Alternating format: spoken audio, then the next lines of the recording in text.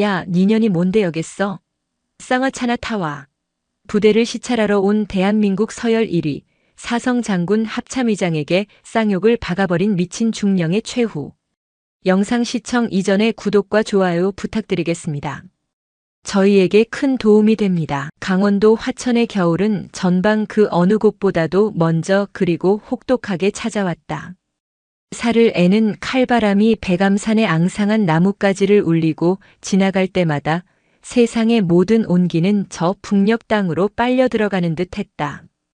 대한민국 육군 제27보병사단 이기자 부대라는 이름 아래 조국 수호의 최일선을 지키는 이 철혈의 부대는 그 혹독한 자연에 맞서 더욱 강철 같은 규율과 자부심으로 스스로를 단련시켜왔다. 하지만 가장 견고해 보이는 성벽도 보이지 않는 내부의 균열로부터 무너지는 법. 대한민국 군 서열 1위, 창군 이래 최초의 여성 사성 장군이자 합동참모의장인 천세인 대장은 지금 그 균열의 진원지를 향해 조용히 움직이고 있었다. 그녀를 태운 검은색 민간용 차량은 어떠한 의전이나 경호도 없이 마치 평범한 방문객처럼 이기자 부대 예하 78연대 본부 위병소를 통과했다.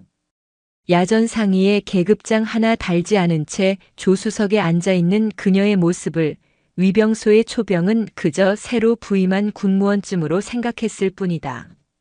천세인 의장의 이번 비공식 시찰은 극비리에 진행되었다. 지난 몇 달간 합참 의장실로 날아든 수십 통의 익명 투서가 그 시작이었다. 투서의 내용은 충격적이었다. 78년대 그 중에서도 특히 이대대를 중심으로 벌어지는 온갖 부조리와 비리, 지휘관의 전횡과 병사들에 대한 가혹 행위가 빼곡히 적혀 있었다. 훈련 성과는 조작되고 군수 물자는 빼돌려지며 이기자라는 명예로운 이름 뒤에 썩은 고름이 가득하다는 절규였다. 그녀는 보고서상의 숫자가 아닌 현장의 공기를 직접 마시고 싶었다. 부패의 냄새를 직접 맡고 병사들의 눈에 서린 절망을 직접 확인하고 싶었다. 그래서 그녀는 오늘 합참의장이라는 무거운 갑옷을 잠시 내려놓고 이름 없는 군인의 모습으로 폭풍의 눈 속으로 걸어 들어왔다. 차량이 멈춘 곳은 투서의 진원지인 이대대 본부 앞이었다. 그녀는 운전석의 수행원에게 눈짓 한번 보내는 것으로 모든 지시를 대신하고 홀로 차에서 내렸다. 매서운 바람이 그녀의 짧은 머리카락을 흐트렸지만 그녀의 발걸음은 조금의 망설임도 없었다. 대대 본청 1층 복도 끝에 자리한 간부 휴게실에서 희미한 웃음소리가 새어나오고 있었다. 그녀는 마치 길을 잃은 사람처럼 자연스럽게 휴게실 문을 열고 안으로 들어섰다. 낡은 소파와 커피 자판기 그리고 담배 연기가 자욱한 휴게실 안에는 대여섯 명의 간부들이 모여 잡담을 나누고 있었다. 그 중심에는 이대대장 곽철민 중령이 있었다. 떡 벌어진 어깨와 다부진 체격, 구릿빛 얼굴에 깊게 팬 주름은 그가 평생을 야전에서 굴렀음을 증명하는 듯했다. 그는 부대 내에서 호랑이로 불렸다. 하지만 그 호랑이는 부하들에게는 공포의 대상이었고 약자에게는 잔인한 폭군이었다. 그의 머릿속은 남자는 이래야 한다. 군대는 이래야 한다는 식의 낡고 폭력적인 신념으로 가득 차 있었고 특히 여성에 대한 경멸과 무시는 병적인 수준이었다.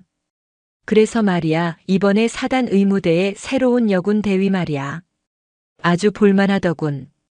의사 나부랭이가 어깨에 힘만 잔뜩 들어가서는 곽철민이 다리를 꼬고 앉아 담배를 깊게 빨아들이며 말했다.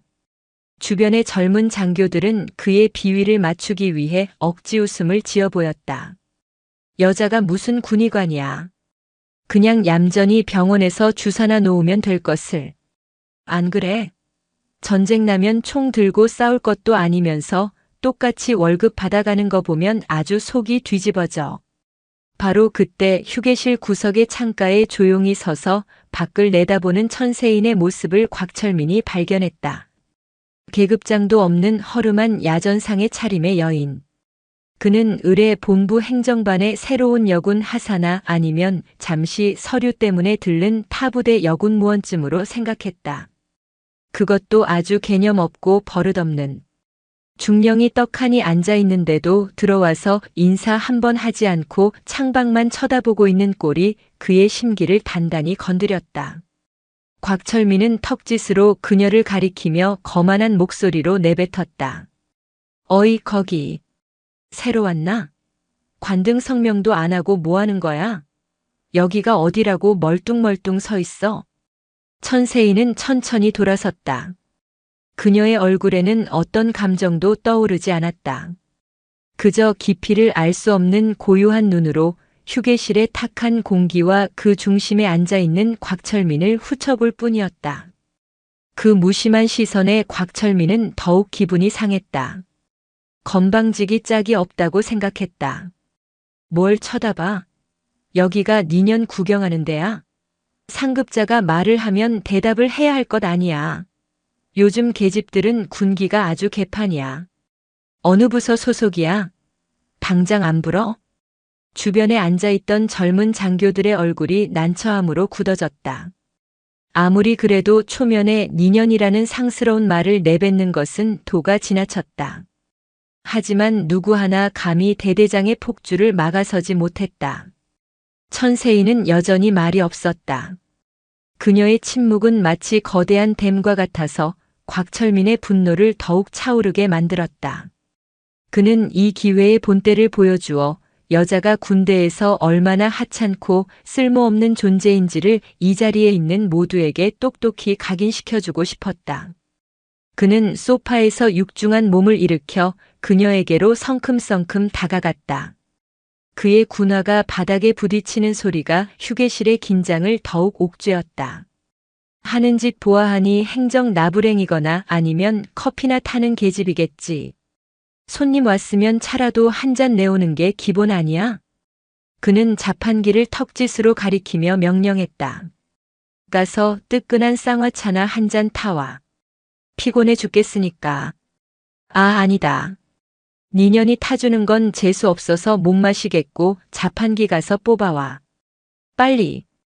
폭풍은 그렇게 예고 없이 시작되고 있었다. 대한민국 군 서열 1위의 대장에게 일개 중령이 경멸을 담아 커피 심부름을 시키는 초유의 사태. 아직은 아무도 알지 못했다. 지금 이 작은 휴게실에서 타오르기 시작한 불꽃이 곧 거대한 부패의 성을 통째로 불태워버릴 지옥불의 시작이라는 것을. 곽철민 중령의 폭언이 자욱한 담배 연기처럼 휴게실을 가득 채웠다.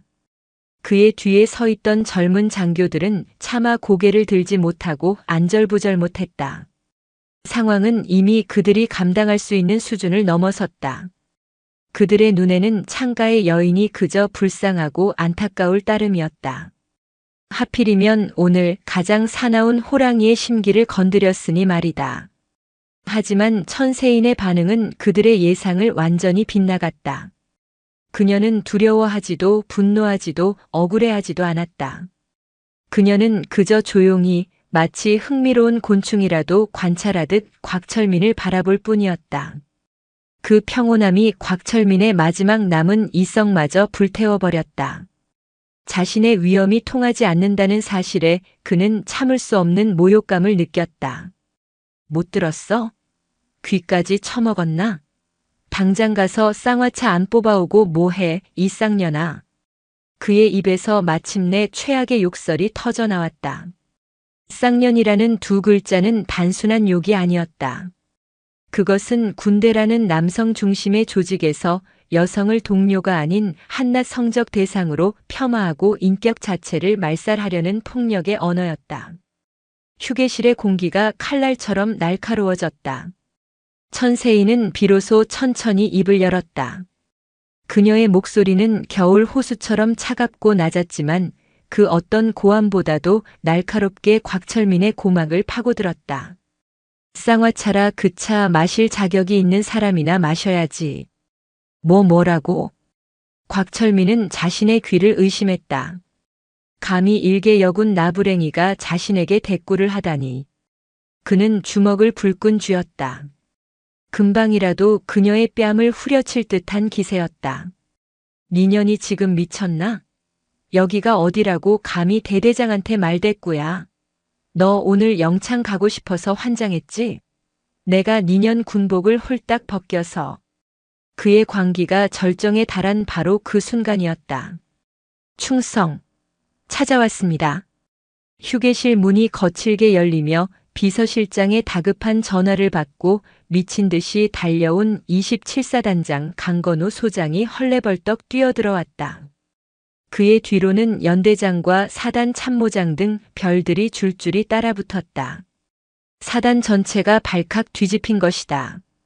합참의장의 차량이 연대 본부를 통과했다는 보고를 받은 지 불과 10분 만이었다. 강건우 소장은 휴게실 안의 광경을 보고 그대로 얼어붙었다.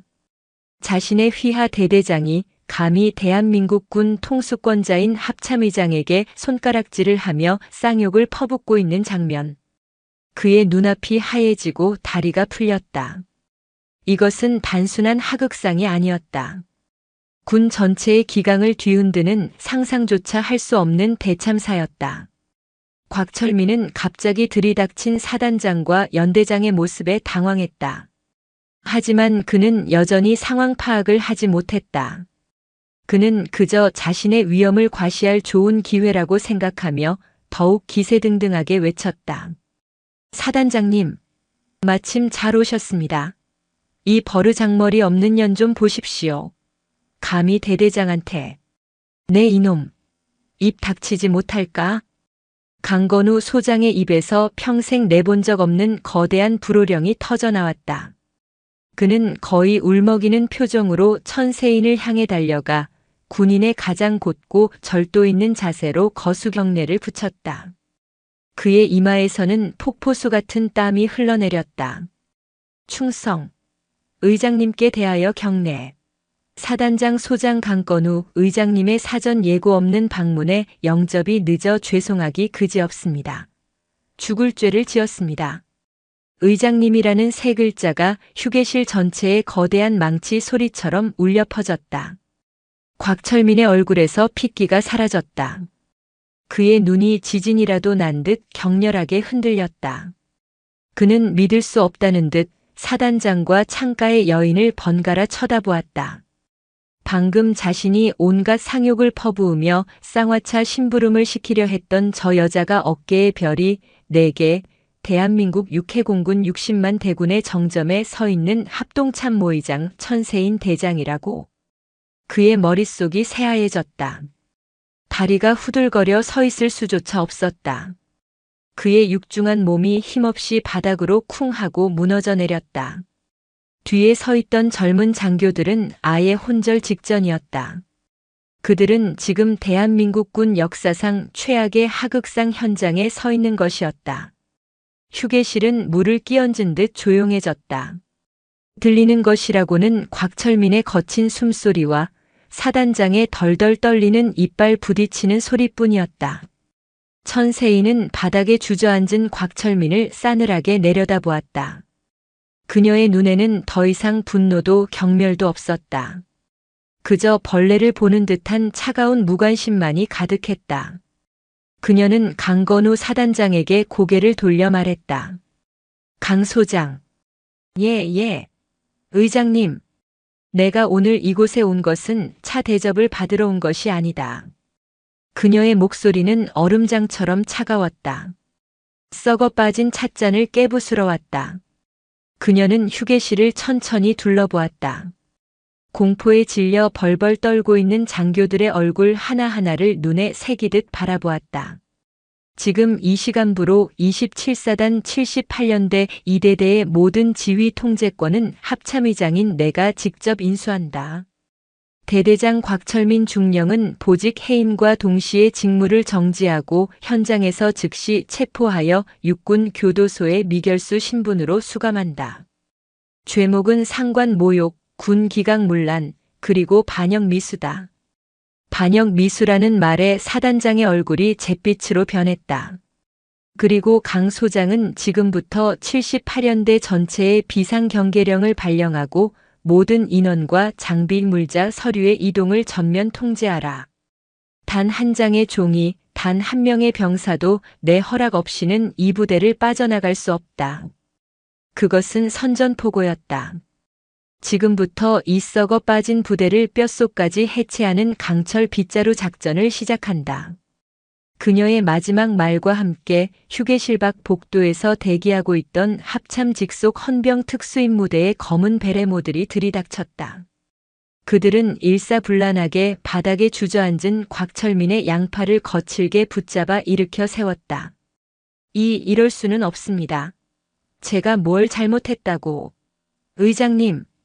곽철민의 비명은 차가운 복도 너머로 공허하게 사라질 뿐이었다. 한때 부대의 왕으로 군림했던 호랑이의 마지막은 너무나도 비참하고 초라했다. 그가 그토록 마시고 싶어 했던 뜨끈한 쌍화차는 결국 그의 입으로 들어가지 못했다. 대신 그의 남은 인생은 차디찬 감옥에서 썩어 문드러질 운명에 처했다. 곽철민 중령이 헌병 특임대의 손에 끌려나가자 이대대 본청은 거대한 폭풍의 눈 한가운데로 변했다. 천세인 의장의 강철 빗자루 작전 선포는 단순한 엄포가 아니었다. 그것은 부패의 근원을 뿌리 뽑기 위한 한치의 오차도 자비도 없는 외과 수술의 시작을 알리는 신호탄이었다. 사단장 강건우 소장은 공포로 하얗게 질린 얼굴이었지만 군인으로서의 본능은 살아있었다. 그는 즉시 비서실장을 통해 연대 전체의 비상경계령을 발령하고 모든 출입로를 봉쇄하라는 명령을 하달했다. 연대 본부와 각 대대, 직할 중대의 모든 통신망은 합참 통제 아래 들어갔고 사실상 78연대는 외부와 완벽하게 고립된 섬이 되었다. 천세인은 휴게실을 나와 곧바로 대대장실로 향했다. 불과 몇 분 전까지 곽철민이 앉아있던 그 의자에 그녀가 대신 앉았다. 그녀는 의자에 앉자마자 수행원을 통해 가져온 위성통신 장비를 설치하고 합참 지휘통제실과 직접 연결했다. 여기는 이글. 현재 목표 지점 확보 완료. 지금부터 강철 빗자루 작전 2단계를 개시한다. 합참 합동조사단 본지는 즉시 헬기 편으로 이동 개시. 육군본부 감찰실, 법무실, 군수사령부 검사 인력으로 구성된 지원팀은 지상으로 이동하여 연대 외곽을 포위 합류하라. 그녀의 작전은 처음부터 치밀하게 계획되어 있었다. 그녀의 비공식 시찰은 단순히 상황을 파악하기 위함이 아니었다. 그것은 적진 깊숙이 침투한 선봉대의 역할이었다. 그녀가 내부에서 문을 열면 밖에서 대기하고 있던 본대가 밀고 들어와 부패 세력을 일망타진하는 전격적인 섬멸 작전이었던 것이다. 대대장실 밖 복도는 아수라장이었다. 갑작스러운 상황에 어쩔 줄 모르는 대대 간부들과 행정병들이 공포에 질린 채 웅성거리고 있었다. 그들은 자신들의 운명이 어떻게 될지, 이 부대가 어떻게 될지 아무것도 예측할 수 없었다. 천세인은 대대 정보과장을 호출했다. 파랗게 질린 얼굴로 들어온 정보과장에게 그녀가 물었다. 대대 전 병력의 주둔 현황과 개인 신상 기록, 그리고 최근 3개월간의 모든 훈련 및 작업 일지를 즉시 가져오게. 저 의장님, 그 서류들은 숨기거나 폐기할 생각은 하지 않는 게 좋을 거야. 이미 합참 사이버 사령부에서 너희 부대 전산망 서버를 통째로 확보했으니까. 종이 서류와 데이터가 단 하나라도 일치하지 않으면 자네는 공문서 위조 및 증거 인멸죄로 곽철민 옆방으로 가게 될 걸세. 그녀의 말에 정보과장은 모든 희망을 포기한 듯 창고 깊숙이 숨겨두었던 이면 장부와 조작된 서류들을 모두 꺼내 올 수밖에 없었다. 몇 시간 후 수십 대의 헬기 프로펠러 소리가 화천의 하늘을 뒤덮었다. 합참과 육군본부에서 차출된 수백 명의 최정예 조사 인력이 78연대 연병장에 내렸다. 검은 제복을 입은 감찰 장교, 날카로운 눈빛의 법무관, 장부와 숫자에 통달한 군수 검사관들이었다. 그들은 마치 점령군처럼 연대 본부와 각 대대로 흩어져 모든 서류와 물자, 시설을 압수하고 조사하기 시작했다. 천세인은 대대장실을 임시 지휘통제실로 삼아 작전 전체를 지휘했다. 그녀의 앞에는 연대의 모든 정보가 실시간으로 펼쳐지고 있었다. 조사는 시작부터 충격적인 결과들을 쏟아냈다. 곽철민의 이대대는 유령 병사들을 만들어 훈련 인원을 부풀리고 실제로는 단 한 번도 실시하지 않은 가상의 야간 전술 훈련을 수십 차례나 한 것처럼 서류를 조작하여 포상과 격려금을 타냈다. 병사들에게 지급되어야 할 동계 피복과 전투 식량은 절반 이상이 사라져 있었고 그 행방은 곽철민과 일부 간부들의 개인 창고 혹은 인근 군납업자와의 뒷거래 장부에서 발견되었다. 더욱 가관인 것은 병사들에 대한 가혹 행위였다. 곽철민은 자신의 마음에 들지 않는 병사들을 관심사병으로 분류하여 의병 전역을 강요하거나 구타와 폭언을 일삼으며 부대 전체를 공포 분위기로 몰아넣었다. 익명의 투서는 단 하나도 거짓이 아니었다. 78년대는 군대가 아니라 군복 입은 조폭들이 운영하는 거대한 범죄 소굴이었다. 조사가 진행될수록 부패의 뿌리는 이대 대장을 넘어 연대장인 이창호 대령에게로 향하고 있었다. 이 대령은 곽철민의 비리를 눈감아주는 대가로 상납을 받아왔으며 사단 상층 부하의 인맥을 이용해 감찰이나 조사를 무마시키는 방패막이 역할을 해왔던 것이다. 저녁이 되자 천세인은 이창호 연대장을 자신의 앞으로 호출했다. 이 대령은 낮에 기세등등함은 온데간데 없이 사시나무 떨듯 떨며 대대장실로 들어왔다. 천세인은 책상 위에 산더미처럼 쌓인 비리 증거 서류들을 말없이 가리켰다. 이창호 대령. 자네가 이기자 부대의 명예에 똥칠을 하며 쌓아 올린 바벨탑이 여기 있군. 의장님, 저는 모르는 일입니다. 전부 저 곽철민이가 혼자 저지른 짓입니다. 그 역시 곽철민처럼 비겁한 책임 전가를 시도했다. 하지만 천세인은 그의 말을 가차없이 잘랐다. 입 닥쳐. 자네 통장에서 지난 1년간 곽철민으로부터 정기적으로 들어온 뭉칫돈의 출처나 설명해 보시지. 자네 아들이 타고 다니는 외제 스포츠카는 또 어떻게 설명할 건가? 연대장 월급으로 감당이 되는 차던가. 그녀는 이미 그의 모든 것을 파악하고 있었다. 이창호 대령은 그 자리에 주저앉아 통곡하기 시작했다. 천세인은 그를 경멸의 눈으로 바라보며 마지막 통보를 날렸다. 자네에게는 두 가지 선택지가 있다. 첫째, 지금 당장 모든 죄를 자백하고 관련자들의 명단을 불어서 조금이라도 형량을 줄이는 것. 둘째, 끝까지 버티다가 군복 벗고 사회법정에서 가중처벌을 받는 것. 선택은 자네 몫이야. 10분 주겠다. 그녀의 강철 빗자루는 인정사정 없었다. 그녀는 부패라는 암세포가 더 이상 퍼져나가지 못하도록 가장 확실하고 신속한 방법으로 환부를 도려내고 있었다.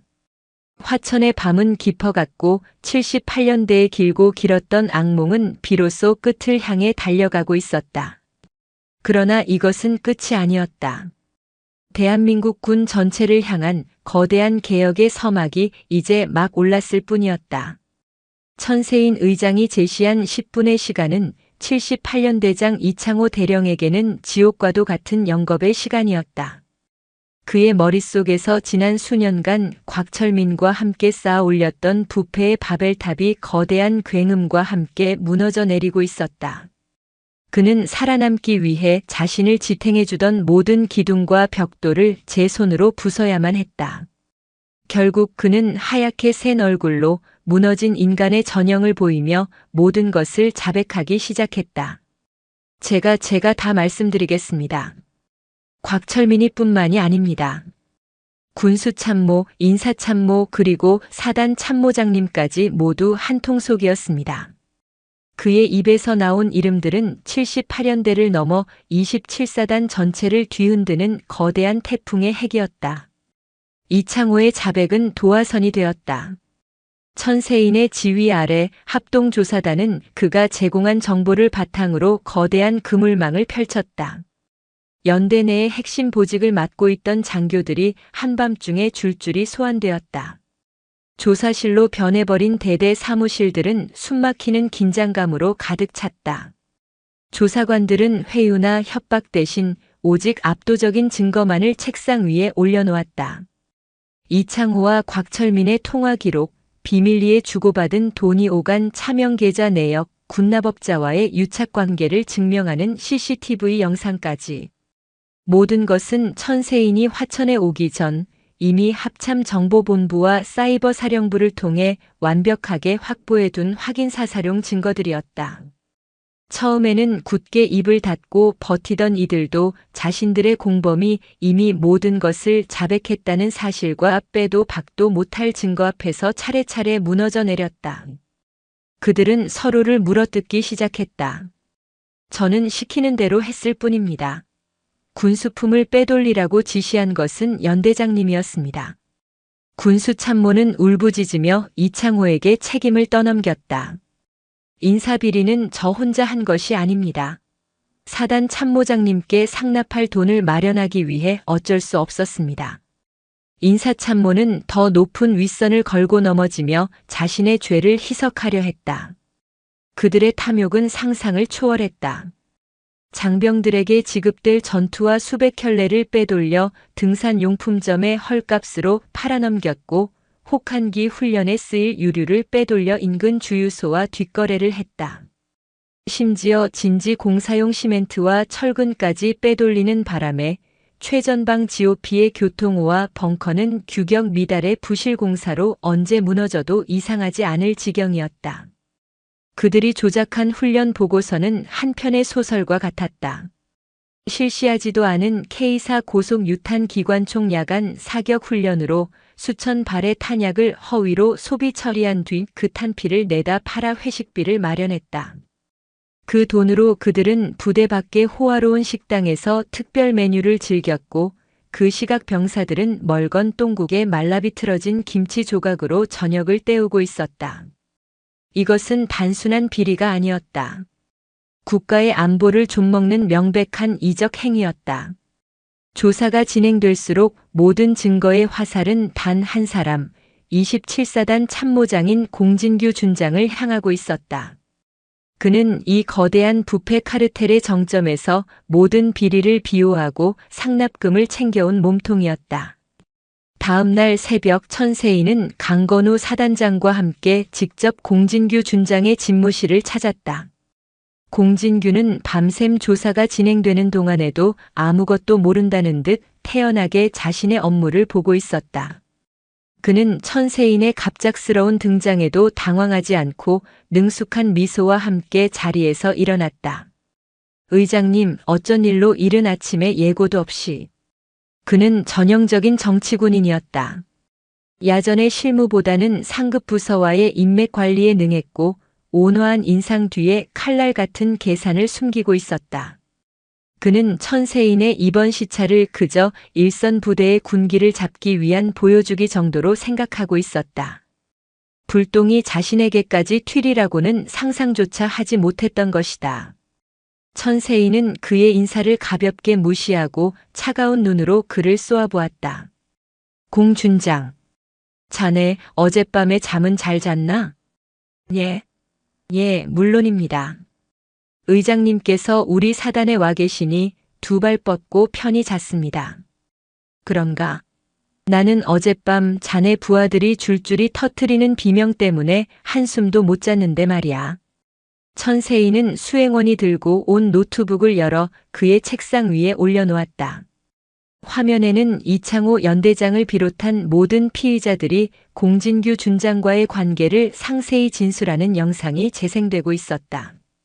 그의 차명 계좌로 수천만 원이 입금된 내역, 군납업자 대표와 골프장에서 만나는 사진, 심지어 내연녀에게 군용 지프를 사적으로 이용하게 한 증거까지.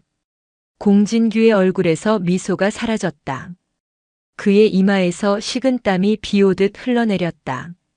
그는 필사적으로 마지막 발악을 했다. 모함입니다. 저 자들이 살아남기 위해 저를 끌어들인 겁니다. 저는 결백합니다. 결백? 천세인이 코웃음을 쳤다. 그 결백하다는 손으로 자네는 지난 3년간 병사들의 주머니를 털고 나라의 혈세를 빨아먹었지. 자네가 입고 있는 그 군복의 별이 피눈물을 흘리는 병사들의 원혼처럼 보이는군. 그녀는 자리에서 일어나 넋이 나간 공진규에게 다가갔다. 공진규 준장. 나는 자네에게 변명할 기회를 주러 온 것이 아니다. 자네의 그 더러운 별을 내 손으로 직접 떼어내러 왔다. 그녀는 옆에 서 있던 헌병대장에게 턱짓을 했다. 지금 이 시간부로 준장 공진규를 직권 남용, 뇌물수수, 군용물 횡령 혐의로 긴급 체포한다. 그의 계급과 보직을 즉시 해임하고 육군 중앙수사단으로 압송하라. 의장님, 이럴 순 없습니다. 저를 이대로 버리시면 안 됩니다. 의장님. 공진규는 헌병들에게 끌려나가며 비명을 질렀다. 한때 사단의 2인자로 막강한 권세를 누렸던 그의 마지막은 초라하기 짝이 없었다. 그날 오전을 기점으로 78년대와 27사단 상층부를 장악했던 부패의 바벨탑은 완전히 붕괴했다. 연대장, 참모장, 대대장을 포함하여 수십 명의 장교와 부사관들이 체포되어 조사를 받았다. 강철 빗자루 작전의 1단계는 압도적인 성공으로 끝났다. 하지만 천세인은 알고 있었다. 무너진 탑의 잔해 아래 먼지를 뒤집어 쓴 채 신음하고 있는 진짜 얼굴들이 아직 남아있다는 것을. 이제는 그들을 구원할 차례였다. 부패한 지휘관들이 모두 연행된 78년대에는 기이한 정적이 흘렀다. 폭군들이 사라진 병영은 평온을 되찾았지만 동시에 깊은 불신과 불안감이 안개처럼 내려앉아 있었다. 병사들은 지난 며칠간 벌어진 일들이 마치 꿈처럼 느껴졌다. 그들은 구원받았지만 앞으로 자신들의 운명이 어떻게 될지, 새로 온다는 지휘관들은 또 어떤 사람들일지 두려워했다. 천세인 의장은 이러한 공기를 누구보다 잘 알고 있었다. 무너진 건물을 다시 세우기 전에 가장 먼저 해야 할 일은 상처 입은 사람들의 마음을 보듬는 것이었다. 그녀는 딱딱한 보고서와 서류들을 잠시 뒤로 하고 병사들의 살 속으로 직접 걸어 들어갔다. 그녀의 첫 방문지는 연대에서 가장 허름하고 낡은 2대대 5중대의 생활관이었다. 문을 열고 들어서자 훅 끼쳐오는 퀴퀴한 곰팡이 냄새와 한기가 그녀를 맞았다. 한겨울임에도 불구하고 난방기는 고장난 지 오래였고 병사들은 지급받은 지 몇 년은 되어 보이는 낡은 모포를 뒤집어 쓴 채 추위에 떨고 있었다. 벽 곳곳에는 물이 새어 시커먼 얼룩이 져 있었다. 이곳은 군인의 생활관이 아니라 차라리 폐가에 가까웠다. 병사들은 갑자기 나타난 계급장 없는 낯선 여군 장교의 모습에 어리둥절한 표정을 지었다. 그들은 아직 그녀가 누구인지 알지 못했다. 천세인은 그들에게 다가가 먼저 손을 내밀었다. 많이 춥지? 미안하다. 우리가 너무 늦게 와서. 그녀의 첫마디는 명령이나 훈계가 아닌 진심 어린 사과였다. 병사들의 눈이 동그래졌다. 그때 중대 행정병이 달려와 그녀의 귓가에 소곤거렸다. 의장님, 이 중대의 최초 투서를 작성한 것으로 추정되는 병사가 있습니다. 천세인은 조용히 고개를 끄덕였다. 그녀는 범인을 색출하듯 그를 찾아내고 싶지 않았다. 그가 스스로 나올 수 있는 환경을 만들어주고 싶었다. 그녀는 중대 병사 전원을 식당으로 집합시켰다. 딱딱한 훈시 자리가 아니었다. 그녀는 모든 간부들을 식당 밖으로 내보내고 오직 병사들과 자신만이 남은 상태에서 자유로운 대화를 제안했다. 나는 여러분의 이야기를 들으러 왔다. 계급과 이름을 밝힐 필요 없다. 그저 여러분이 지난 시간 동안 겪었던 부당함, 억울함, 그리고 앞으로 이 부대가 어떻게 바뀌었으면 하는지에 대한 바람을 듣고 싶다. 오늘 이 자리에서 나오는 모든 이야기는 절대 비밀을 보장하며 그 어떤 불이익도 없을 것을 내 이름과 명예를 걸고 약속한다. 오랜 침묵이 흘렀다. 억압에 익숙해진 병사들은 쉽사리 입을 열지 못했다. 천세인은 그들을 재촉하지 않고 묵묵히 기다렸다. 그때 맨 뒷자리에 앉아있던 한 일병이 작은 목소리로 입을 열었다. 저희는 그냥 따뜻한 물에 샤워하고 싶습니다. 보일러가 고장나서 겨울에도 찬물로 씻어야 합니다. 건의했지만 예산이 없다는 말만 들었습니다. 그의 말이 신호탄이 되었다. 여기저기서 봇물 터지듯 억눌렸던 목소리들이 터져나오기 시작했다. 저희 부모님께서 사주신 방한 장갑과 내복을 행보관님이 군기 빠졌다며 전부 빼앗아갔습니다. 정작 부대에서 지급된 방한용품은 다 찢어지고 해진 것뿐이었습니다. 휴가 나갈 때마다 분대장이 돈을 걷었습니다. 대대장님께 상납해야 한다면서 돈을 안 내면 휴가를 잘랐습니다.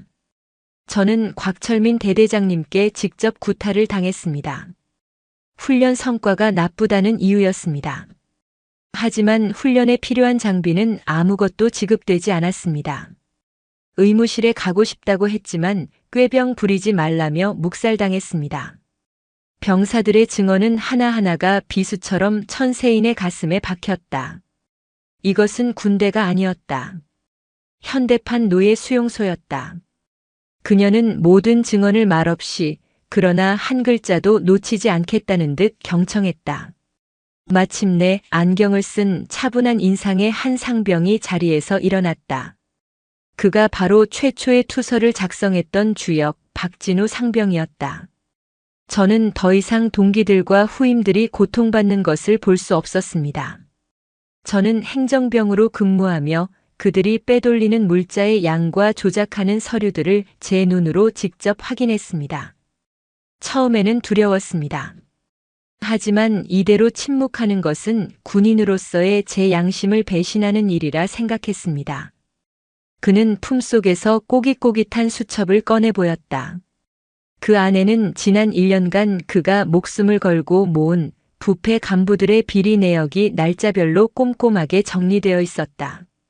모든 증언이 끝나자 천세인은 자리에서 일어나 병사들을 향해 허리를 깊이 숙였다. 다시 한번 사과한다. 여러분은 가장 용감한 군인들이다. 적과 싸우기 전에 내부의 부조리와 먼저 싸웠다.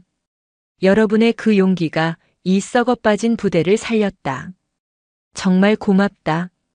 대한민국 사성 장군, 군 서열 1위가 일개 사병들에게 허리를 숙이는 광경. 그 자리에 있던 모든 병사들은 평생 잊을 수 없는 감동과 전율을 느꼈다. 그리고 그녀는 행동으로 약속을 증명했다. 그날 오후 합참의 긴급 지원 명령에 따라 최신형 동계 피복과 신형 전투화, 그리고 각종 보급품을 가득 실은 수송 트럭 수십 대가 78연대로 들어왔다. 민간 전문 기술자들로 구성된 시설 보수팀이 파견되어 고장난 난방기와 보일러를 즉시 수리하기 시작했다. 저녁 식사 메뉴는 이전과는 비교할 수 없을 정도로 풍성하고 따뜻한 특식으로 바뀌었다. 천세인은 박진우 상병을 따로 불러 그의 용기를 치하하며 합참의장 명의의 표창장과 포상 휴가를 직접 수여했다. 자네 같은 군인이 있는 한 우리 군의 미래는 결코 어둡지 않다. 저녁 후에도 자네의 길을 응원하겠다. 그날 저녁 천세인은 장교 식당이 아닌 사병 식당에서 병사들과 똑같은 식판을 들고 줄을 서서 저녁을 먹었다. 그녀는 자신의 옆자리에 앉은 막내 이등병에게 반찬을 덜어주며 집에는 잘 다녀왔는지 훈련은 힘들지 않은지 다정하게 물었다. 그 모습을 지켜보는 병사들의 눈빛이 변하고 있었다. 두려움과 불신이 있던 자리에 희망과 신뢰, 그리고 뜨거운 충성심이 싹트고 있었다. 무너진 바벨탑의 먼지 속에서 진짜 군대의 얼굴들이, 희망의 얼굴들이 서서히 드러나고 있었다. 천세인의 강철 빗자루는 파괴의 도구만이 아니었다. 그것은 새로운 희망을 심는 따뜻한 손길이기도 했다. 강철 빗자루 작전이 시작된 지 2주가 흘렀다. 78연대는 그야말로 상전벽해, 천지개벽 수준의 변화를 겪었다. 부패의 핵심이었던 수십 명의 간부들은 군 검찰로 송치되어 법의 심판을 기다리는 신세가 되었고, 텅 비어버린 지휘 체계는 합참에서 파견된 최정예 실무 장교들에 의해 임시로 유지되고 있었다. 마침내 길고 길었던 조사가 마무리되고 새로운 시작을 알리는 날이 밝았다. 천세인 의장은 78연대 전 장병을 연병장에 집결시켰다. 겨울의 차가운 공기 속에서도 장병들의 얼굴에는 이전과 다른 생기와 기대감이 서려 있었다. 연병장 단상 앞에는 이번 사태의 주범인 곽철민, 이창호, 공진규를 비롯한 전 연대 지휘부가 수의를 입은 초라한 모습으로 서 있었다. 천세인은 군 검찰단장을 통해 그들의 죄목과 예상 형량을 전 장병이 듣는 앞에서 낱낱이 낭독하게 했다. 횡령, 직권남용, 부하폭행, 군 기밀 누설 끝없이 이어지는 죄목들은 그들이 군인이 아니라 파렴치한 범죄자 집단이었음을 다시 한번 각인시켰다. 피고인 곽철민 군형법 제조에 의거 징역 15년을 구형한다. 검찰관의 우렁찬 목소리가 울려 퍼질 때마다 병사들 사이에서는 나지막한 탄성과 함께 안도의 한숨이 터져나왔다. 이것은 단순한 형량 낭독이 아니었다. 골마 터졌던 상처를 도려내고 정의가 살아있음을 선포하는 엄숙한 의식이었다. 공식적인 처벌 절차가 끝나자 천세인은 새로운 지휘부를 소개하기 위해 단상 위로 올랐다. 그녀는 외부에서 낙하산 인사를 내려보내는 대신 이번 사태 속에서도 자신의 양심을 지키며 묵묵히 임무를 수행했던 내부의 숨은 인재들을 발탁했다. 신임 78연대장으로 27사단 작전 참모였던 서훈철 대령을 임명한다. 서훈철 대령은 뛰어난 능력에도 불구하고 부패한 지휘부의 눈밖에 나번번이 진급과 주요 보직에서 밀려났던 강직한 군인이었다. 그가 새로운 연대 깃발을 들고 단상에 오르자 그를 알던 많은 장교와 부사관들 사이에서 뜨거운 박수가 터져나왔다. 신임 2대 대장으로 본 연대 작전과장이었던 유정현 소령을 중령으로 1계급 특별 진급시키고 대대장으로 보한다.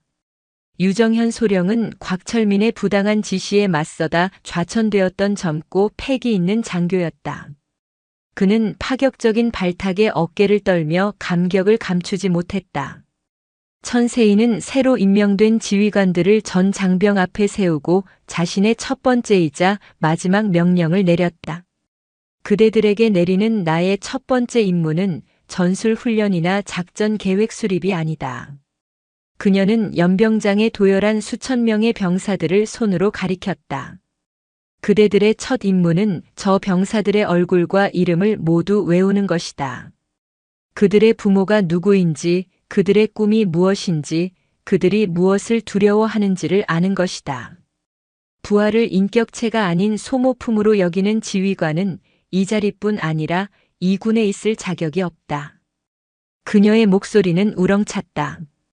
두 번째 임무는 진실만을 보고하는 것이다. 이 시간부로 78연대의 모든 허위 보고 성과 부풀리기를 금지한다. 훈련에서 패배하는 것은 부끄러운 일이 아니다. 배우면 된다. 하지만 아군을 속이는 것은 용서받을 수 없는 죄악이다. 패배를 인정할 용기가 없는 군대는 결코 승리할 수 없다. 마지막으로 그대들의 지휘관실 문턱을 없애라. 언제든 병사들이 찾아와 억울함을 호소하고 부당함에 맞서 싸울 수 있도록 그들의 방패가 되어주어라. 지휘관의 권위는 계급장에서 나오는 것이 아니라 부하들의 신뢰와 존경 속에서 나온다는 것을 명심하라. 그녀의 말은 새로운 지휘관들의 가슴에 그리고 78연대 모든 장병들의 마음에 깊이 새겨졌다. 그리고 마지막으로 가장 상징적인 의식이 거행되었다. 지난 수십 년간 78연대의 영광과 오욕을 함께했던 낡은 연대기가 천천히 하강했다.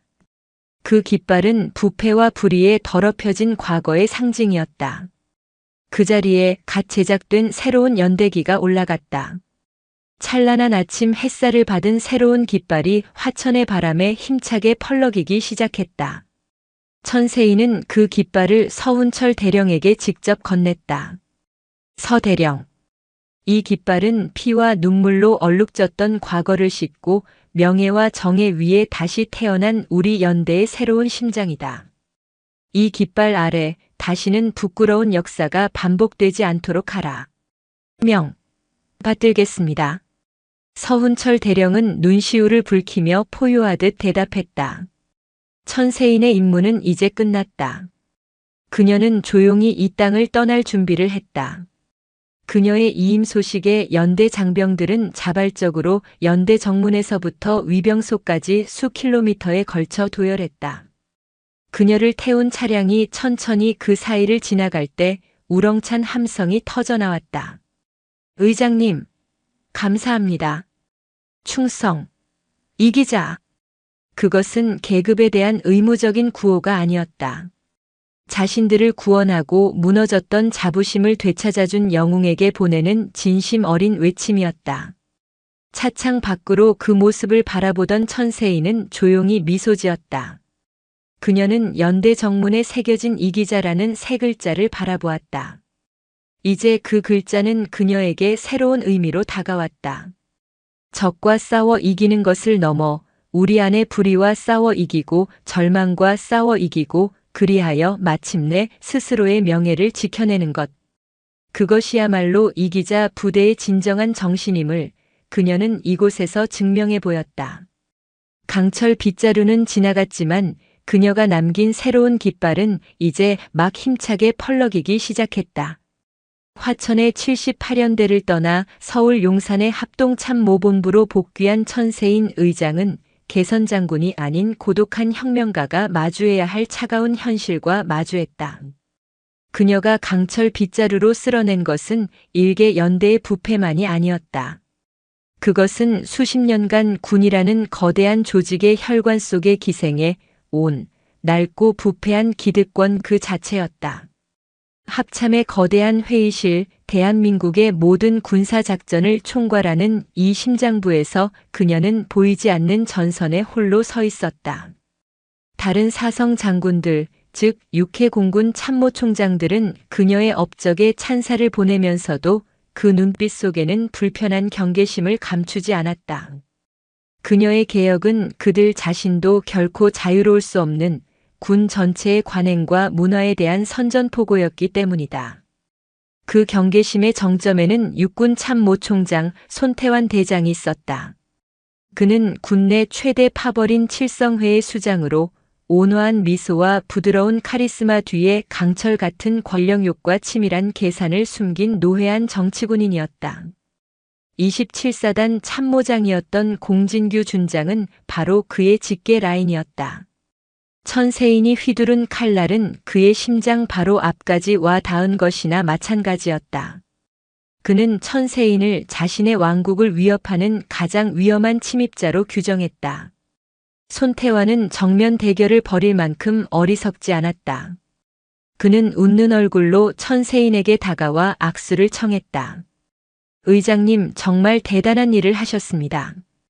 썩은 환부를 도려내는 아픔을 감수하신 의장님의 용기에 우리 육군 전 장병을 대표하여 깊은 경의를 표합니다. 하지만 그의 말은 꿀속에 감춘 비수였다. 며칠 뒤 그는 국방부 정례회의에서 이기자 부대 사태의 교훈과 재발 방지 대책이라는 안건을 상정했다.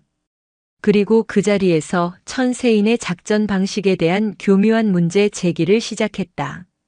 물론 부패 척결이라는 대의는 옳습니다. 하지만 합참의장이 직접 일개 연대의 지휘권을 인수하고 사단 전체를 마비시킨 것은 절차적으로 다소 과도한 측면이 있지 않았나 하는 우려가 있습니다. 군은 지휘계통이 생명인데 이번 일로 일선 지휘관들의 리더십이 위축될 수 있습니다. 그의 논리는 교묘했다. 천세인의 행동을 정의가 아닌 월권으로 프레임 전환하려는 시도였다. 그는 여기서 그치지 않고 육군본부 감찰실 주도의 합참의장 직권 지휘에 대한 특별감사를 공식적으로 요청했다. 명부는 향후 유사 사태 발생 시에 적법한 절차 수립이었지만 실제 목적은 천세인의 작전 과정에서 먼지 한 톨이라도 찾아내어 그녀에게 흠집을 내고 개혁의 동력을 꺾으려는 비열한 정치 공세였다. 군 수뇌부의 분위기는 미묘하게 손태환에게 동조하는 쪽으로 흘러갔다. 변화보다는 안정을, 개혁보다는 현상 유지를 바라는 이들이 훨씬 많았기 때문이다. 특별감사단이 합참으로 파견되었다. 하지만 그들은 곧 자신들이 상대해야 할 적이 얼마나 무섭도록 치밀한 전략가인지 깨닫게 되었다. 천세인은 손태환의 공격을 이미 예측하고 있었다. 그녀는 화천에서 철수하기 전 자신의 법무팀과 작전팀을 통해 강철 빗자루 작전의 모든 과정을 분 단위로 기록하고 모든 명령과 조치가 군영법 및 작전 예규의 어떤 조항에 근거하는지를 완벽하게 정리한 보고서를 만들어 두었다. 감사단이 한 줄의 의혹을 제기하면 그녀의 참모들은 10페이지 분량의 법적 근거와 증거 자료를 내밀었다. 의장님의 지휘권 인수는 전시 혹은 이에 준하는 비상사태 시 군 통수권자의 지휘 이양 규정에 따른 합법적 조치였습니다. 78년대의 지휘체계 붕괴는 명백히 이에 준하는 비상사태에 해당합니다. 곽철민 중령의 현장 체포는 상관 모욕죄의 현행범 체포에 관한 규정에 의거한 것입니다. 감사단은 그 어떤 꼬투리도 잡을 수 없었다. 그들은 마치 강철로 된 성벽을 맨주먹으로 두드리는 것과 같은 무력감을 느꼈다. 이 감사팀에는 육군 법무실에서 파견된 젊은 소령 김민준이 있었다. 그는 처음에는 손태환 총장의 명을 받아 순수한 의도로 이번 감사의 문제점을 파헤치려 했다. 하지만 그는 천세인 측이 제출한 자료들을 검토하면 할수록 소름 끼치는 진실과 마주하게 되었다. 천세인의 모든 행동은 완벽하게 합법적이었을 뿐만 아니라 오히려 기존의 낡은 규정과 관행을 뛰어넘는 창의적이고 결단력 있는 리더십의 발현이었다. 그는 자신이 거대한 불의의 편에 서 있다는 것을 깨닫고 깊은 고뇌에 빠졌다. 결국 특별감사단은 절차상 일부 이례적인 측면은 있었으나 위법 사항은 발견되지 않음이라는 싱거운 결과 보고서를 제출하고 해산했다. 손태환의 1차 공격은 완벽한 실패로 끝났다. 하지만 그는 포기하지 않았다. 그는 천세인이라는 존재가 단순히 군의 부패를 척결하는 수준을 넘어 자신의 정치적 생명과 군 전체의 권력 지도를 바꾸려 한다는 것을 직감했다. 그는 더 이상 물러설 곳이 없었다. 며칠 후 손태환은 자신의 집무실에서 군의 핵심 인사들을 비밀리에 소집했다. 천세인은 괴물이야. 우리가 수십 년간 쌓아온 모든 것을 무너뜨리려 하고 있어. 이대로 두면 우리 모두 공멸이야. 그는 책상 위에 놓인 두툼한 작전 계획서 하나를 가리켰다. 표지에는 작전 계획 충무라는 글자가 선명하게 찍혀 있었다. 말로 안 되면 실력으로 보여주는 수밖에. 그의 눈이 뱀처럼 번뜩였다. 곧 있을 연례 최대 규모의 군사훈련, 충무훈련에서 저 여자의 허상을 만천하에 드러내주겠어. 저 여자가 뜯어고친 78년대가, 저 여자의 개혁놀이가 진짜 전쟁 상황에서는 얼마나 허약하고 무능한지를 똑똑히 증명해 보일 거야. 이것은 전쟁이다. 그의 계획은 더욱 교활하고 거대했다. 그는 감사실의 서류 더미가 아닌 수만 명의 병력과 최첨단 장비가 동원되는 거대한 모의 전쟁터에서 천세인을 공개적으로 심판하고 그녀의 명예를 완전히 짓밟아버릴 음모를 꾸미고 있었다. 보이지 않던 전선은 이제 한반도 전체를 무대로 하는 거대한 전쟁 게임으로 옮겨붙고 있었다. 충무훈련은 매년 한반도 전역에서 실시되는 대한민국군 최대 규모의 지휘소 훈련 CPX이자 실기동 훈련 FTX였다. 수만 명의 병력과 육해 공군의 최첨단 자산이 총동원되어 가상의 전면전 상황에 대비하는 거대한 전쟁 게임이었다. 합참의장인 천세인은 당연직으로 전체 훈련을 통제하는 홍군하군 사령관을 그리고 육군의 실질적인 전력을 책임지는 육군참모총장 손태환은 가상 적군인 청군 사령관을 맡게 되었다. 이것은 관례였지만 올해만큼은 그 무게가 전혀 달랐다. 손태환은 이번 훈련을 자신의 모든 것을 건 거대한 도박판으로 만들었다. 그는 훈련 시나리오를 작성하는 합동참모본부 내 자신의 인맥을 총동원하여 청군에게 일방적으로 유리한 시나리오를 만들어냈다. 그는 동시다발적인 전선 돌파와 대규모 특수부대 침투, 사이버 공격과 심리전을 결합하여 홍군 지휘부를 극도의 혼란에 빠뜨리도록 설계했다. 그의 노림수는 단 하나였다. 천세인이 주창하는 자율과 신뢰에 기반한 현장 지휘관 중심의 군대가 얼마나 비효율적이고 혼란에 취약한지를 증명하는 것. 그는 홍군 예하 부대들이 중앙의 통제 없이 각자 도생하다가 자신이 지휘하는 청군의 강철 같은 중앙 집권적 지휘 아래 각계격 파당하는 그림을 그리고 있었다. 특히 이번 훈련의 주공 방향에는 천세인의 개혁 모델 1호인 78년대를 의도적으로 배치했다. 그들의 처참한 패배를 통해 천세인의 개혁이 실패했음을 공개적으로 낙인 찍으려는 비열한 의도였다. 훈련이 시작되자 전황은 초반부터 손태환의 의도대로 흘러가는 듯했다. 청군은 시나리오대로 동해와 서해에서 동시에 상륙작전을 감행하고 중부전선에서는 기갑부대를 앞세워 거대한 쐐기를 박아왔다. 홍군 지휘통제실의 스크린은 온통 적의 침투를 알리는 붉은색 아이콘으로 가득 찼고 보고 체계는 일시적인 마비 상태에 빠졌다. 홍군 지휘부에 모인 장성들의 얼굴에 불안감이 감돌았다. 의장님, 지금이라도 예하 군단들의 작전권을 통제하고 의장님께서 직접 전선을 지휘하셔야 합니다. 이대로 두면 각 부대들이 멋대로 움직이다가 다 무너집니다. 한 군단장이 다급하게 외쳤다. 하지만 천세인은 태연했다. 그녀는 거대한 전술 스크린 앞에서 꼼짝도 하지 않은 채 쏟아지는 정보들을 날카롭게 분석하고 있었다. 그녀의 눈에는 불안이 아닌 오히려 사냥감을 노리는 사냥꾼과 같은 차가운 확신이 서려 있었다. 아니, 나는 내 부하들을 믿는다. 그녀의 한마디에 지휘부는 조용해졌다. 저 화려한 공세는 미끼다. 손태환 총장은 지금 우리의 눈과 귀를 혼란시켜 우리가 스스로 무너지기를 기다리고 있어. 하지만 그는 모르는 게 있지. 서로를 믿지 못하는 군대는 혼란에 빠지지만 서로를 믿는 군대는 혼란 속에서 더 강해진다는 것을. 그녀의 말은 현실이 되고 있었다. 손태환의 예상과 달리 홍군 예하 부대들은 혼란에 빠지지 않았다. 오히려 천세인이 구축한 새로운 문화, 즉 신뢰와 진실에 기반한 보고 체계가 위력을 발휘하기 시작했다. 일선 지휘관들은 불필요한 형식이나 처벌에 대한 두려움 없이 자신들이 파악한 가장 정확한 정보를 실시간으로 상부에 보고했다.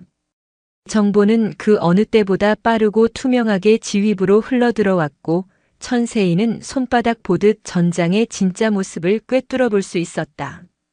하이라이트는 중부전선 78년대가 버티고 있는 화천 방어선에서 펼쳐졌다. 청군의 주력 기갑부대가 파죽지세로 밀려오자 연대장 서훈철 대령은 상부의 지시를 기다리지 않았다. 그는 천세인과 함께 수립했던 공세적 방어 개념에 따라 과감한 결단을 내렸다. 전부대 현 시간부로 1차 방어선을 포기하고 적을 734고지 협곡까지 깊숙이 유인한다. 이것은 후퇴가 아니다. 적의 숨통을 끊기 위한 함정이다. 만약 과거의 지휘관이었다면 감히 상상도 못할 명령이었다. 상부의 허락 없이 방어선을 포기하는 것은 곧 패배와 문책을 의미했기 때문이다. 하지만 서훈철은 천세인을 믿었고 천세인 또한 그를 믿었다. 한편 훈련 통제본부에서 상황을 지켜보던 법무실의 김민준 소령은 이상한 낌새를 눈치챘다. 청군 지휘부가 홍군의 무선 교신을 비정상적으로 빨리 감청하고 그에 맞춰 부대를 움직이는 것이었다. 그는 손태환 측이 훈련 규정을 어기고 불법적인 감청 장비를 동원해 사기 게임을 하고 있다는 심증을 굳혔다. 그는 자신의 군 생활 전체를 건 위험한 결심을 하고 암호화된 통신망을 통해 홍군 지휘부의 천세인 측근에게 이 사실을 몰래 제보했다. 모든 정보를 손에 쥔 천세인의 눈이 번뜩였다. 이제 반격의 시간이었다. 서훈철 대령이 판을 깔았고 적은 완벽하게 그 위로 올라왔군. 그녀는 공군작전 사령관과 미사일 전략 사령관에게 직접 명령을 하달했다. 78년대가 적을 734고지에 묶어두는 순간 공군의 모든 타격기와 우리 군의 현무 미사일 전부를 청군의 후방 보급로와 지휘 통신망에 쏟아부어라. 뱀의 머리가 아니라 꼬리와 허리를 먼저 잘라버린다. 그것은 손태환의 허를 완벽하게 찌르는 역습이었다. 그는 78년대를 짓밟는데 정신이 팔려 자신의 심장부가 텅 비어 있다는 사실을 까맣게 잊고 있었다. 잠시 후 훈련 통제 컴퓨터의 스크린에 경고 메시지가 번쩍였다. 청군 제3보급기지 홍군 공습으로 파괴됨. 청군 지휘통신망, 홍군 미사일 공격으로 기능마비. 734고지 진입 청군 기갑부대 78년대 포병 전력과 공군 근접 지원에 의해 80% 이상 전투 불능 판정. 상황은 순식간에 역전되었다. 손태환의 거대한 망치는 허공을 갈랐고 그 사이에 천세인의 날카로운 비수가 그의 심장을 꿰뚫었다. 훈련 시뮬레이션은 청군의 지휘체계 붕괴와 주력부대 섬멸이라는 홍군의 압도적인 승리를 선언했다. 훈련 종료 후 열린 강평회장. 대통령과 국방부 장관까지 참석한 그 자리에서 손태환은 망연자실한 표정으로 고개를 숙일 수밖에 없었다. 그의 도박은 처참한 실패로 끝났다. 그는 천세인의 개혁이 실패했음을 증명하려다 오히려 그녀의 철학이 낡고 경직된 자신의 구시대적 전술보다 훨씬 더 강하고 효율적이라는 것을 제 손으로 증명해버린 꼴이 되었다. 천세인은 전쟁 게임에서 이긴 것이 아니었다. 그녀는 대한민국 군이 나아가야 할 미래를 건 거대한 전쟁에서 승리한 것이다. 충무 훈련의 결과는 단순한 모의 전투의 승패를 넘어 대한민국 군 전체를 뒤흔드는 거대한 지각 변동을 일으켰다. 천세인 의장이 선보인 신뢰 기반의 자율적 지휘 통제 모델의 압도적인 효율성은 더 이상 그 누구도 부정할 수 없는 현실이 되었다. 반면 육군 참모총장 손태환은 자신의 권력 유지를 위해 훈련 시나리오 조작과 불법 감청까지 서슴지 않았다는 사실이 김민준 소령의 용기 있는 내부 고발로 만천하에 드러나면서 그의 정치적 생명은 완전히 끝장났다. 대통령은 경로했다. 국가 안보의 근간이 되어야 할 군 수뇌부가 사적인 파벌 싸움과 구시대적 관행에 젖어 있다는 사실에 큰 충격을 받았다. 결국 손태환 대장을 비롯한 칠성회 라인의 핵심 장성들은 줄줄이 불명예 전역 조치되거나 군 검찰의 조사를 받는 신세로 전락했다. 군을 수십 년간 지배해온 거대한 부패의 뿌리가 마침내 뽑혀나가는 순간이었다. 며칠 후 천세인은 청와대의 긴급 호출을 받았다.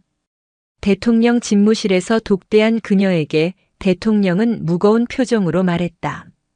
천 장군, 이번 일로 우리 군의 부끄러운 민낯을 보았소. 하지만 동시에 천 장군에게서 우리 군의 희망을 보았소. 나는 천 장군에게 우리 군 전체를 제2의 78년대로 만들 수 있는 모든 권한을 주겠소. 천 장군이 구상하는 새로운 국군 원칙을 군 전체에 적용하는 개혁을 추진해 주시오. 이것은 나의 명령이자 국민의 명령입니다. 그것은 대한민국 군 역사상 가장 위대한 개혁의 시작을 알리는 신호탄이었다. 천세인의 철학은 더 이상 그녀 개인의 신념이 아닌 국가의 공식적인 군사정책이 되었다. 그로부터 1년 후 육군사관학교의 졸업 및 임관식이 열리는 화랑 연병장. 갓 소위 계급장을 단 수백 명의 젊은 생도들이 희망과 의로 가득 찬 얼굴로 도열해 있었다. 그해 임관식의 축사를 맡은 것은 이제는 살아있는 전설이 된 합동참모의장 천세인 대장이었다. 귀빈석에는 감격스러운 얼굴들이 앉아 있었다. 78년대장으로서 부대의 명예를 지켜낸 공로를 인정받아 27사단장으로 영전한 서운철 소장의 모습이 보였다. 그의 옆에는 군 검찰의 수사에 결정적인 증언을 한 공로와 뛰어난 능력을 인정받아 육군본부 법무실의 핵심 보직으로 발탁된 김민준 중령이 앉아 있었다. 그리고 가장 놀라운 얼굴도 있었다. 1년 전 78연대의 부조리를 고발했던 박진우 상병. 천세인의 격려에 힘입어 장교 시험에 도전했던 그는 우수한 성적으로 합격하여 오늘 바로 이 자리에서 당당한 육군 소위로 임관하게 된 것이다. 그의 가슴에는 다른 생도들과 똑같은 소위 계급장과 함께 천세인 의장이 직접 수여했던 의로운 용기 훈장이 자랑스럽게 빛나고 있었다. 천세인이 연단에 오르자 연병장은 우레와 같은 박수로 가득 찼다. 그녀는 연설문을 꺼내는 대신 이제 막 장교로 첫 발을 내딛는 후배들을 따뜻하고 강인한 눈빛으로 바라보며 입을 열었다. 자랑스러운 대한민국의 신임 장교 여러분. 오늘 여러분의 어깨에 달린 그 빛나는 계급장은 여러분이 지난 4년간 흘린 땀과 노력의 결실입니다. 진심으로 축하합니다. 그녀는 잠시 숨을 고른 뒤 목소리에 힘을 주어 말했다. 하지만 오늘 이 시간부로 여러분은 그 계급장의 진짜 의미를 배워야 합니다. 여러분의 계급은 권력이 아니라 책임입니다. 여러분 어깨 위의 별은 여러분 자신을 위한 것이 아니라 여러분이 이끌어야 할 병사들을 위한 것입니다. 많은 사람들은 별이 그저 높은 곳에서 빛난다고 생각합니다. 하지만 나는 그렇게 생각하지 않습니다. 별은 가장 뜨거운 불 속에서 가장 단단한 강철로부터 만들어집니다. 여러분 스스로가 조국을 위해 기꺼이 불길에 뛰어드는 강철이 되어야 합니다. 부하들의 고통을 외면하지 않는 뜨거운 강철, 불의와 타협하지 않는 고든 강철, 그리고 어떤 위기 속에서도 부러지지 않는 단단한 강철이 되어야 합니다. 그녀의 시선이 박진우 소위에게 잠시 머물렀다. 기억하십시오. 강철은 별을 만듭니다. 스틸 포지즈 더 스타즈. 여러분의 군 생활 동안 수많은 유혹과 시련이 닥쳐올 것입니다. 그때마다 오늘을 기억하십시오. 여러분의 계급이 아니라 인격으로 부하들의 신뢰를 얻는 지휘관, 패배를 두려워하지 않고 진실을 말할 용기를 가진 지휘관, 그리고 병사 한 사람 한 사람의 생명을 자신의 목숨처럼 여기는 지휘관이 되십시오. 그것이 바로 여러분 스스로를 빛나는 별로 만드는 유일한 길입니다. 연설이 끝나자 연병장은 잠시 깊은 침묵에 휩싸였다. 그리고 곧 그 어떤 때보다도 뜨겁고 우렁찬 박수가 터져나왔다. 그녀의 말은 단순한 축사가 아니라 새로운 시대의 군인들이 가슴에 새겨야 할 영원한 지침이자 철학이었다. 임관식이 끝나고 신임 소위들이 자신들의 모자를 하늘 높이 던져 올리는 장관이 펼쳐졌다. 천세인은 연단 위에서 그 찬란한 광경을 조용히 지켜보았다. 그녀의 눈에는 화천의 작은 휴게실에서 시작되었던 길고 험난했던 여정이 파노라마처럼 스쳐 지나갔다. 그녀는 이제 단순히 군 서열 1위의 사성 장군이 아니었다. 그녀는 부패한 과거와 결별하고 명예와 정의 위에 새로운 군대를 세운 위대한 설계자이자 젊은 군인들의 가슴속에 영원히 타오를 불굴의 상징이 되었다. 한 사람의 용기 있는 발걸음이 만들어낸 거대한 기적. 그녀의 전설은 이제 막 시작되고 있었다. 그로부터 5년의 세월이 흘렀다. 대한민국 군은 그 5년이라는 길지 않은 시간 동안 건군 이래 가장 혁명적인 변화를 겪었다. 경기도 평택의 주한미군 험프리스 기지 내 한미연합사령부의 심장부인 전구작전지휘본부 TOC. 거대한 스크린에 한반도의 전술 상황이 빽빽하게 펼쳐져 있는 이곳에서 이제 막 대령으로 진급한 김민준이 유창하면서도 자신감 넘치는 태도로 미 8군 사령관에게 새로운 연합작전 계획을 브리핑하고 있었다. 따라서 기존의 수동적인 방어 개념에서 탈피하여 저희 신속 대응군단이 적의 핵심 지휘부를 선제적으로 타격하는 동시에 사이버 사령부의 역정보 작전으로 적의 지휘 체계를 완벽하게 마비시키는 것이 이번 프리덤 소드 작전의 핵심입니다.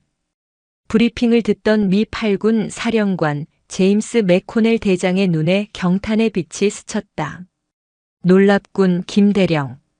불과 몇 년 전만 해도 한국군은 상부의 지시 없이는 한 발짝도 움직이지 못하는 경직된 조직이었는데 지금은 마치 살아있는 생물처럼 유기적이고 창의적으로 움직이는군.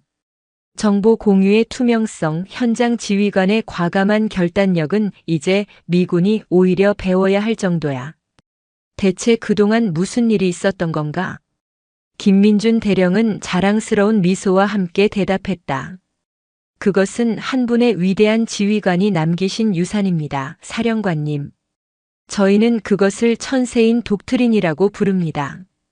그 이름이 나오자 지휘본부 내의 모든 한국군 장교들의 어깨가 펴지고 눈빛이 빛났다. 천세인. 그녀는 이제 단순히 한 명의 전직 합참의장이 아니었다.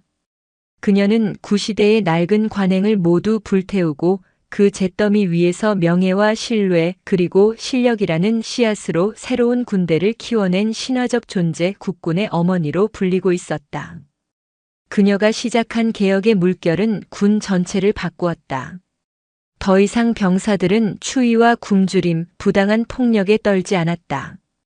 최고의 보급품과 장비가 최전방에 우선적으로 지급되었고 모든 병사의 인권은 그 어떤 지휘관의 권위보다도 위에 존재했다.